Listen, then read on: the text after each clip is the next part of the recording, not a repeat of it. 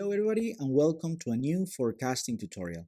My name is Juan D'Amico, I'm an economist, and in today's episode we will begin exploring topics in quantitative finance. This is the first episode of the Quant series in which I will introduce a classic model using quantitative finance, which is Geometric Brownian Motion. We're going to examine how the Geometric Brownian Motion can be used to model and simulate possible future stock price paths based on an assumed expected return and volatility. We will also discuss the model's main assumptions, its limitations, and how it can be implemented for stock price simulation and Monte Carlo analysis. If you're passionate about understanding data and the economy, you are in the right place. Before we start with today's tutorial, I would like to invite you to hit that subscribe button. It's free and it really helps the channel grow and reach more people like you. Let's begin with a simple question. Can we model the future price of a stock? We cannot predict a stock's future price with certainty, but we can model a distribution of possible outcomes. The Geometric Brownian Motion is a classic benchmark model for stock price dynamics and provides the mathematical foundation for the Black-Scholes-Merton option pricing framework. Using historical return data, we estimate the model parameters and simulate potential future stock price paths. These simulations represent possible outcomes rather than precise forecasts. For our applied case, we're going to use Apple stock. Let me quickly go first through the learning objectives. By the end of this tutorial, you will be able to estimate the parameters mu and sigma from real market data using R. I'm going to show you how you can simulate future price paths using Monte Carlo methods. We're going to interpret the point forecast and uncertainty ranges. The idea is that by the end of this tutorial, you'll be able to produce an out-of-sample forecast like the following. Here we have the actual data, and right here we can see what is the simulated path that we created using the Geometric Brownian Motion. Now let's look at the mathematics behind Geometric Brownian Motion. A bond usually promises a predetermined set of cash flows. A stock is different because its future price is uncertain and changes as new information reaches the market. To represent this uncertainty, we use a stochastic differential equation, or SDE. These equations tell us that the change in the stock price has two main components, as we can see in this equation. The first is the drift term, represented by mu. This captures the stock's expected rate of return over time. The second is a random component represented by sigma times dWt. The randomness itself comes from dWt, which is the increment of Brownian motion. In a simulation, this term generates a new random shock in every period. Sigma controls the size of those shocks. A higher sigma means larger and more volatile price movements, with a lower sigma producing smoother paths. So the main idea is very simple. The Geometric Brownian Motion combines an expected trend with a sequence of random market shocks. This allows us to simulate many possible future stock price paths rather than producing one guaranteed forecast. Let me introduce now Ito's lemma. Why do we need Ito's lemma? So on the previous slide, we introduced the equation that describes Geometric Brownian Motion. However, this equation is only our starting point. What we really want is an explicit formula for the future stock price that we can use in our simulations. The challenge is the Brownian motion term, dWt. Brownian motion is random and not smooth, so we cannot apply the ordinary rules of calculus in exactly the same way as we would for a standard differential equation. This is where Ito's lemma becomes very useful, because it's essentially the stochastic version of the chain rule. They allow us to transform the original Geometric Brownian motion equation into a form that we can integrate and then we can use to simulate future stock price paths. Let's now see how we can apply the Ito's lemma. To apply Ito's lemma, we work with the logarithm of the stock price. The logarithm is useful because it converts the multiplicative movements of the stock price into a simpler additive equation. After applying Ito's lemma, we obtain the equation shown here for the log price. What you should notice is that there is a new term that appears in this equation, is the minus sigma squared divided by 2. This is known as the ethos correction, and it accounts for the special behavior of Brownian motion. Once we integrate this equation and convert back from logarithms to prices, we obtain the exact geometric Brownian motion solution. In this formula, S underscore 0 is the initial stock price, mu is the expected rate of return, sigma is volatility, and Z is a random draw from a standard normal distribution. This is the formula that we are going to use to simulate the possible future stock prices. Here comes the most important part, that is estimating the parameters mu and sigma. So we have this geometric Brownian motion formula, but the next question that you may have is, where do we get the parameters mu and sigma? So the answer is quite simple, is we're going to estimate them using historical stock price data.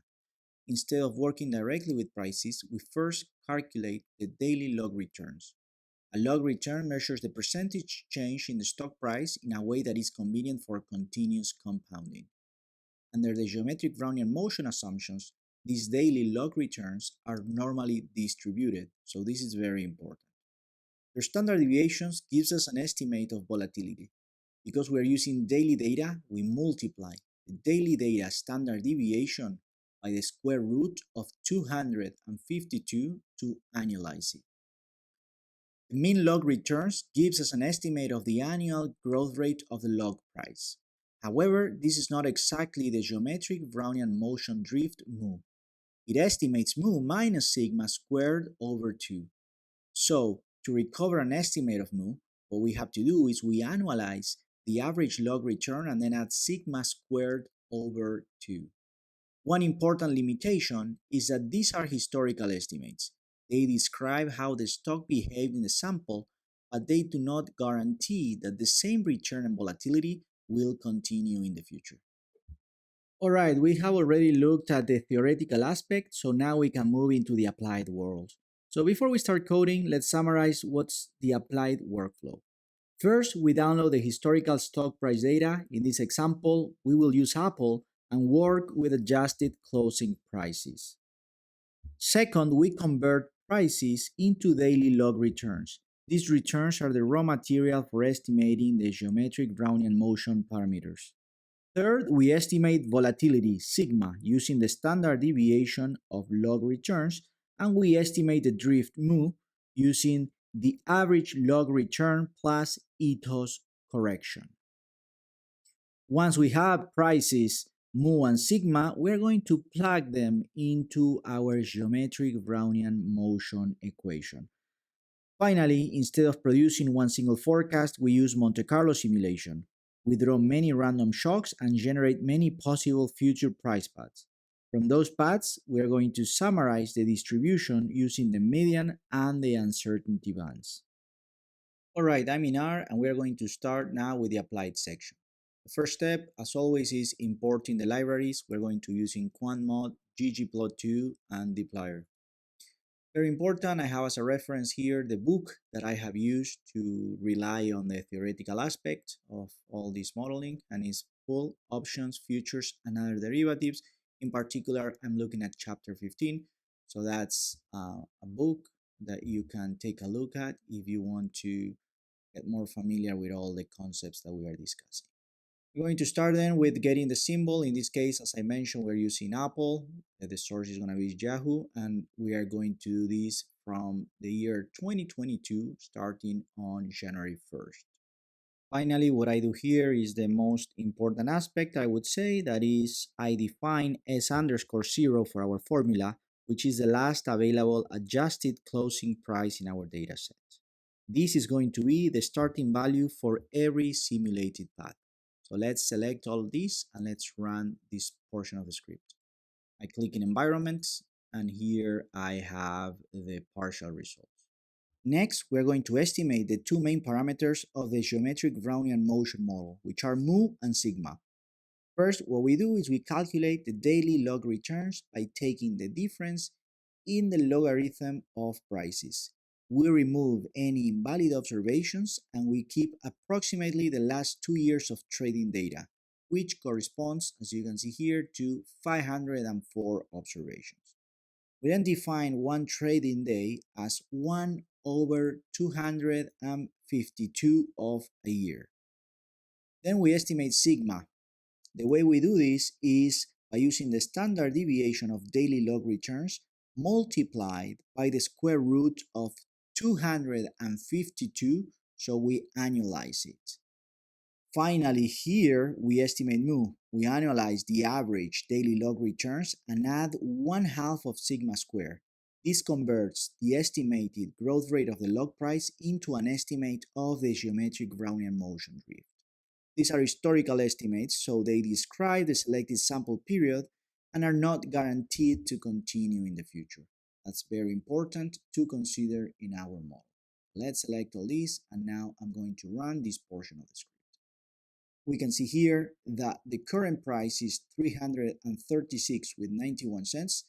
We calculate the sigma to be 0.283 and mu to be 0.2485. Now what we have to do are some Monte Carlo simulations. But before we look at the simulation in R, let's clarify what the Monte Carlo simulation actually does.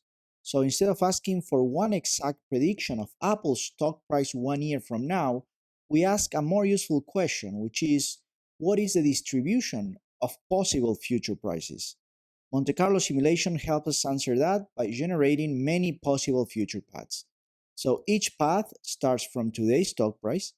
We then move forward one trading day at a time using the geometric Brownian motion equation that is shown here in the screen.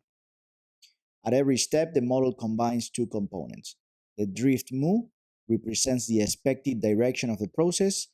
The second component is a random shock set t, which is drawn from a standard normal distribution. The shock has a mean of 0 and is equally likely to be positive or negative. It can even be a positive shock going prices up, or a negative shock meaning the stock price will be going down. While sigma that we have here and we previously estimated is what's going to determine how strong that shock is going to affect the stock prices. If the stock is very volatile, if the value of sigma is very high, you can imagine that positive and negative shocks will have a big effect on the stock prices. Whereas if our parameter sigma is not very big, then the impact of the shocks are going to be mild. Now that we have discussed the Monte Carlo simulation, we are ready to build it in R. I first set a random seed so that the results can be reproduced. Then I'm going to specify 252 trading days, which is around 1 year. We're going to generate 500 simulated paths. As I mentioned before, you can use as many paths as you would like, but know that it's going to be computationally more intensive. Inside the function, every simulated path begins at the same initial price. For each trading day, we generate a new random shock set t from a standard normal distribution. We then use the exact geometric Brownian motion updating formula to calculate the next stock price. Finally, we repeat this process 500 times, and the result is a matrix in which every column represents one possible future stock price path. So I'm going to select the whole script, and we're going to run this portion of the code. Moving next, let's go into the graphic aspect. The first thing I'm doing here is just generating the historical price series. As you can see here, we get an idea of the Apple stock and the price evolution. Next, I'm going to plot all the simulated paths. I'm going to run, and this is going to take a little bit. And here we have now the path that we have generated using the Monte Carlo simulations. So as I mentioned before, remember that the shocks, the normal distribution, could be positive or negative, the shock, and the value of sigma was amplifying or diminishing the effects of these shocks. So here then what you can see is the evolution of the price over time. We can see that there's path where are outliers and the prices look very positive, but also you can see that there's path where it's pessimistic. So this is basically then creating many possible future price outcomes. Now what we're going to do is look at the median forecast and uncertainty bands. As you can see, looking at 500 individual paths can be overwhelming. So what we are going to do is we are going to summarize this distribution. I'm going to calculate the median and other percentiles so then we can plot it and we can have a better understanding of what's going on here. We can see the graph that we have plotted, and this is the median price then that we have for Apple. We can see that the dark band represents the 25 and 75 percentiles, whereas the light band represents the 5 and 95% respectively. Next, what I'm going to do is we're going to read the 1 year ahead forecast. So I'm going to select this portion of the script. All we are doing is we are extracting different quantiles of our forecasts. So we're going to run this and we get this scenario. So you can see the current price of the stock is $336.91. Mu is 24.9, sigma is 28.3, and then we have, this is the best case scenario, that is the outlier, $638. The upper quartile, which is 75, is $486, which would be around a 44% increase on the value of the stock. The median, which is potentially the most reliable one, is $406.11 after 1 year, which would represent a 20% increase, whereas the worst case scenarios and the lower quartiles are showing that the stock would go down by around 23.6%. So this is basically giving us a summary of what we are seeing here graphically. Finally, something we can do is we can plot everything together. We're going to price the historical prices and the forecast. So now let me open this a bit bigger. And you can see now that here we have the historical stock price. We can see here. This line in blue is the median. And here would be in red would be a pessimistic scenario where the stock price goes down by 23.6%. And in this green would be a super outlier where the stock goes up by 90%, which that is very unlikely, at least statistically speaking, but it's still within the distribution of our Monte Carlo simulations. So something very important that I want to point out before we move on to a different tutorial is that these models are quite sensitive to the parameter estimates. So depending of the portion that you select, when to estimate the parameters mu and sigma, everything is going to change. If you pick a period where the volatility is very high, then our value of sigma will be high, and all our simulations are going to be affected basically by a sigma that is quite volatile. Whereas in periods of low volatility, then we may estimate a parameter sigma that is maybe not too volatile, and then the stock price forecast wouldn't be maybe as wide as this. Once again, it's very important to do some back testing. It's very important to consider what is the best alternative, what is the best period to select, what's the time horizon, the time frames. There's many things that you have to take into consideration when working with these sort of models. This is a very simple model, the Geometric Brownian Motion. And well, I hope it was helpful. As I mentioned, it's great if you have the chance to play around with this code. You can definitely get access to the script. I have a description. I have a link in the description of the video. Sorry, where you can get access to this script.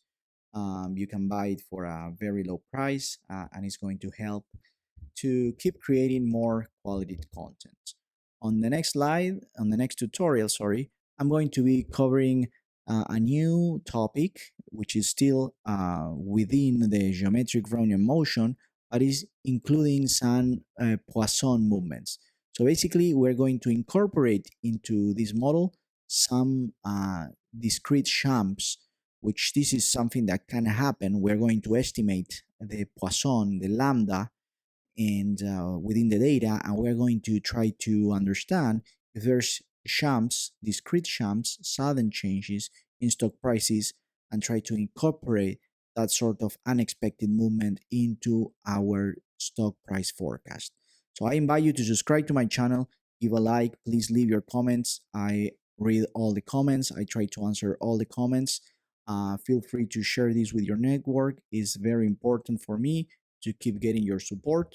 It's free. All you have to do is give a like, leave a comment, and share it with your loved ones. So thank you very much, and I'll see you in the next tutorial of another quantitative finance tutorial where we are going to include some Poisson discrete jumps.